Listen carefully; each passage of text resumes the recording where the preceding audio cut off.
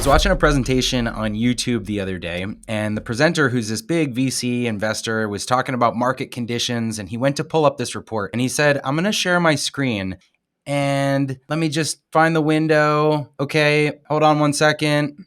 Oop, I clicked the wrong button. There it is. Let me know if you can see this. How many of you have been in a presentation, been on a Zoom call, a Google Hangout, Meet, whatever, and had someone share a screen and they talk, that awkward communication just to fill the silence? I know I've been on so many of these calls, so I smiled to myself and I thought about it, that this acclaimed investor, the super famous guy, does a lot of these presentations, is just filling the silence, filling that awkward silence about sharing his screen. And it's something that I've done too. It's something that I think we've all become conditioned to do. And the reason is because if you don't explain what you're doing, everyone is like, well, why are they not talking? Is something wrong? Did the internet go down? Is there something I'm missing? Am I not seeing it? Is my computer broken? And you'd have all these questions. And so they fill the silence to avoid the confusion, so you don't have those questions. But as I thought more about this, I realized we put so much emphasis into filling those little moments of silence in a presentation. But zoom out, think about your company, and think about all the silence that could exist in your company and how much confusion that could create. Those big time gaps in a business in between times when you have interactions with people on your team. And especially if you get to the point in a company where not everyone in the business reports to you, you could go much longer without interacting with individual team members. So I want to talk about a few ways to fill the silence when we talk about these bigger time gaps. So the first thing is maintaining individual relationships. As you get a bigger company, the time in between you talking to each individual person in the company can go a lot longer. And so what are you doing to be intentional about connecting with those people on a regular basis? I remember I used to use this tool that it's now they've pivoted for real estate, and they only work with the real estate vertical and agents. But the tool at the time did this really cool thing where you could designate these different buckets for, here's how often I want to talk to a client, let's say every 30 days. Here's how often I want to talk to just a general acquaintance every 90 days.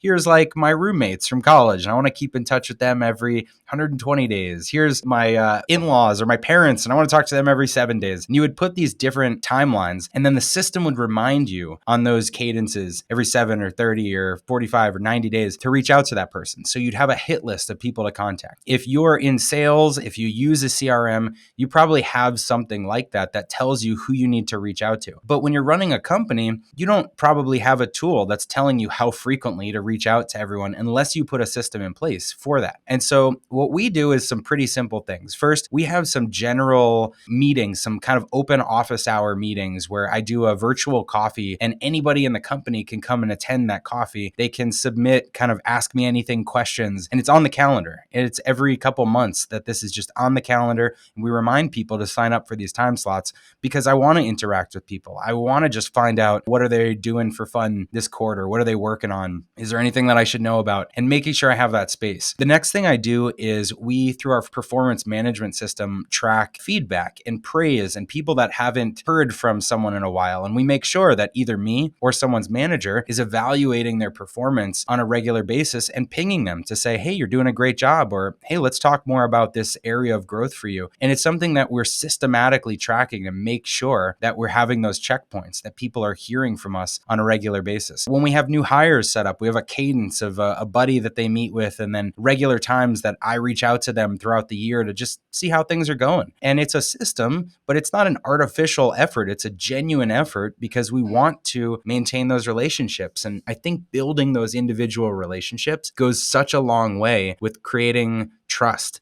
and creating the culture you want and the atmosphere where people feel like they belong, like they can make suggestions, like you're actually listening to them, and like they have a clear line of communication to the leaders in the company. But that doesn't just exist. You have to create that. And so think about in your business how you're creating those clear lines of communication so that you can be talking to people on a regular basis and not let these big time gaps happen. The next thing I think about is when you make important business decisions, when you're reorganizing reporting structures, when you're deciding to hire a specific position and whether it'll be an in-house promotion or an external hire, when you are deciding to pause something that you're developing, products or services, and move your priorities to something else, when you decide that you want to change pricing, these types of decisions as leaders, we may talk about all the time because we're thinking about them and we're chopping it up and figuring out what to do. But as soon as stuff starts to trickle out to the extended team, the silence creates a lot of questions. And so if you don't have a regular kind of vessel of communicating these decisions, then people can start to come up with their own conclusions of what's going on. And so for us, again, we have a bi-weekly all hands meeting. I know I've talked about this before. It used to be every week, and now we switched it to every 2 weeks. But for us, it's an important time to get everyone together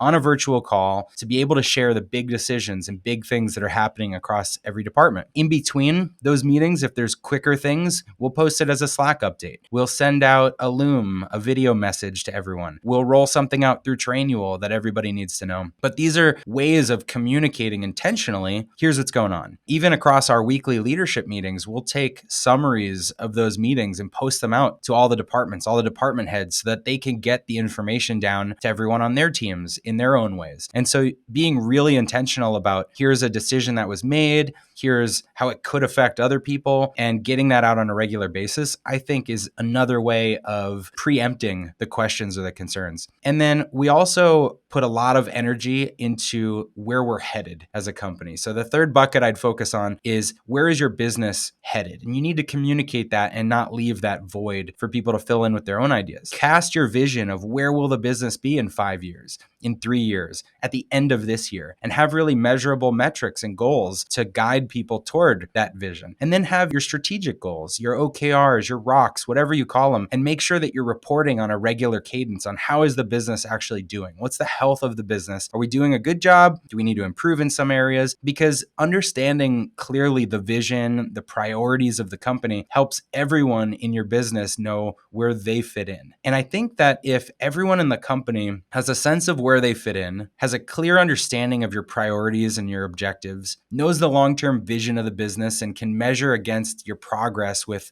some metrics, understands how decisions are made, and then feels like they've got a great connection to the leaders or the leadership team, that's what creates a really healthy company. That's what eliminates a lot of that confusion that you get when there's silence. And the last thing I would say is pay special attention to how people want to communicate. A really extreme example of this is we have some team members out in Ukraine. And I realized that after all the meetings we've had, I didn't know any Ukrainian words or phrases, and I couldn't communicate how they communicate. So I started learning Ukrainian, and now I can check in with them, and it's more uplifting, and it shows that I actually really care and want to be on their level. So that's an extreme example, but think about, how do your people want to communicate? How do they value spending time? How do they want to hear from you? Does video work better? Do in-person events work better? Do company all-hands meetings work better for you? Communicate how they want, not how you want. So if you can invest across these areas, if you can maintain relationships, if you can communicate decisions, and if you can cast vision and communicate how people want, there won't be that much silence. People can't just make up their own conclusions, their concerns, their fears. And I think if we spend just as much time filling this silence, the big macro silence, as we do those couple seconds when we're trying to share our screen and fumbling through the controls, then you'll build a really healthy culture.